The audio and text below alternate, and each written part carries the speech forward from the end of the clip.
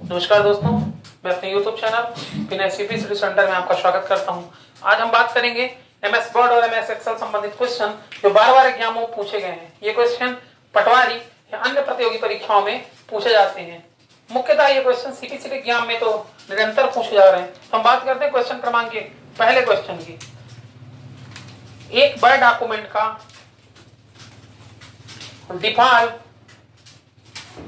Paper size होता है। तो आप सभी को पता है एक वर्ड डॉक्यूमेंट का डिफॉल्ट पेपर साइज लेटर होता है, लेकिन मुख्यतः हमें A4 साइज का पेपर का उपयोग करते हैं और डिफॉल्ट रूप से A4 साइज के स्थान पर लेटर साइज सेलेक्ट होता है।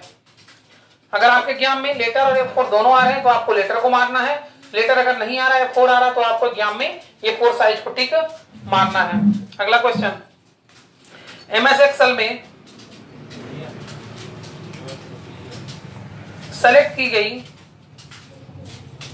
सेल की एडिट करने के लिए किस शॉर्टकट कुंजी का उपयोग करते हैं। आपको पता है MS एक्सेल में जब हम किसी पेज को ओपन करते हैं, पेज को ओपन अर्थात सीट को ओपन करते हैं, सीट को ओपन करने के उपरांत हमारा कर्सर जिस सेल पे होता है उसे एक्टिव सेल कहते हैं। वो एक्टिव सेल में लिखी हुई इंफॉर्मेशन को परिवर्तित करने के लिए F2 नामक बटन का उपयोग करते हैं, जिसकी सहायता से डॉक्यूमेंट को हम एडिट कर सकते हैं।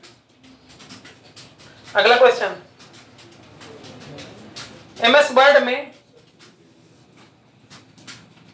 लाइनों के बीच अंतराल को क्या कहते हैं।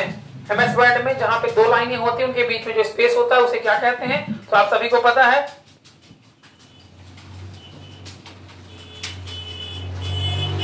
लाइन स्पेसिंग के नाम से जाना जाता है। आपको पता है F5 जो कीवर्ड होती है वह किसी भी चयनित सेल पर जाने के लिए होती है। F7 जो होती है स्पेशल चेक करने के लिए होती है और F11 नया चार्ट बनाने के लिए होती है। यहाँ MS एक्सेल में चारों शॉर्टकट की का उपयोग करते हैं। तो ये क्वेश्चन है MS एक्सेल में सेलेक्ट की गई सेल की एडिट करने के लिए किस कुंजी का, तो वही आपको विकल्प F2 मिलेगा। फिर से आप इसमें भी F2 को ही प्रयोग करेंगे। अगला क्वेश्चन, MS एक्सेल वर्कबुक में एक सीट से दूसरी सीट पर जाने के लिए किस ऑपरेशन को परफॉर्म करना हो। तो आपको पता है MS वर्ड में वर्कशीट में एक्सेल वर्कशीट में एक सीट से दूसरे सीट पर जाने के लिए हमें टैब का प्रयोग करते हैं। एक्टिव सेल वह सेल होता है जिसमें वर्तमान में कार्य चल रहा होता है। तो आपको टैग बटन की सहायता से आप सीट 1 से सीट 2 और सीट 3 से सीट 4 अन्य सेलों पर जा सकते हैं। अगला क्वेश्चन,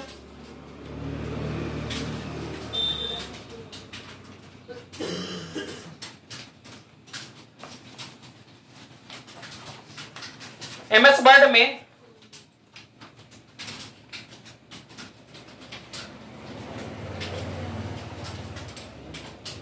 कुछ विकल्प आपको देता है, विकल्पों में से कभी पूछता है कि निम्न विकल्प उपलब्ध नहीं है। तो आपसे अगर क्वेश्चन इस तरह से करता है कि MS वर्ड में दिए गए विकल्पों में से कौन सा विकल्प उपलब्ध नहीं है, बोल्ड, इटैलिक, अंडरलाइन या मैजिक टूल। तो आपको पता है मैजिक टूल नामक विकल्प MS वर्ड में उपलब्ध नहीं होता है। अगला, MS वर्ड 2007 में किस व्यूज में स्निक ऑन पेज फीचर उपलब्ध होता है। तो आपको पता है MS वर्ड 2007 में स्निक ऑन पेज नामक जो विकल्प होता है वह प्रिंट प्रीव्यू नामक ऑप्शन पे मिलता है आपको, स्निक ऑन पेज। अगला पॉइंट, एसटीपी की अधिकतम डाटा क्षमता क्या है। एसटीपी की अधिकतम डाटा क्षमता क्या है। तो इसकी होती है अधिकतम डाटा जो स्पीड होती है 100 Mbps होती है, 100 Mbps। अगला क्वेश्चन, MS एक्सेल 2007 में कंट्रोल प्लस F6 का क्या कार्य होता है। तो आपको पता है MS एक्सेल में कंट्रोल प्लस 6 दबाने से अगली वर्कबुक पर पहुंचना है। हम जो हमारी वर्कबुक खुली होती है अगली नेक्स्ट वर्कबुक पे जाने के लिए हम कंट्रोल प्लस F6 का उपयोग करते हैं।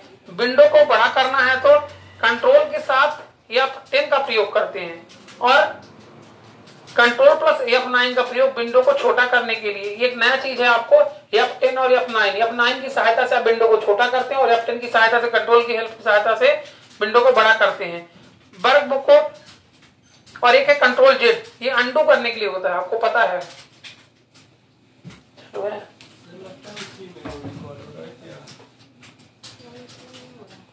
नया अगला क्वेश्चन और लास्ट क्वेश्चन है आज का। MS एक्सेल 2007 में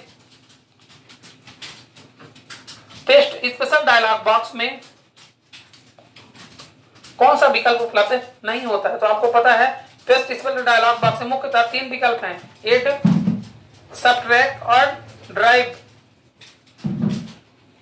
एड, सबट्रैक्ट और डिवाइड, 3 ही विकल्प होते, फंड नामक विकल्प उपलब्ध नहीं होता। इसकी अगली वीडियो के लिए आपको अगला वीडियो देखना होगा। तब तक के लिए नमस्कार।